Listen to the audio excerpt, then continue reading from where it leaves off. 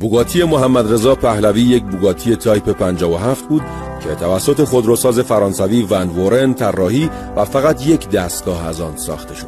بدنه این کروک دو نفره زیبا با ظاهری اغرارآمیز، چراغ‌های عجیب و گلگیرهای حجیم با حالتی نیمه آیرودینامیک و چرخ‌های مخفی در زیر گلگیرها طراحی شده بود. خودروی بوگاتی محمد رضا شاه در سال 1318 از طرف دولت فرانسه به او هدیه داده شد. از 4 دستگاه موجود این تنها نمونه سالم و حاضر است که همکنون در اختیار یک کلکسیونر امریکایی است. به دلیل کیفیت پایین جاده‌های ایران در آن زمان، شاه ایران زیاد از این ماشین استفاده نمی‌کرد. از نکات جالب در خصوص این ماشین حفظ پلاک ایرانی آن است که البته با پلاک اولی که در زمان مالکیت پهلوی روی آن نصب شده بود متفاوت است، اما به هر حال سمبل تاریخ حضور آن در ایران است. این اتومبیل بعدها به قیمت $1,760,000 در یک حراجی به فروش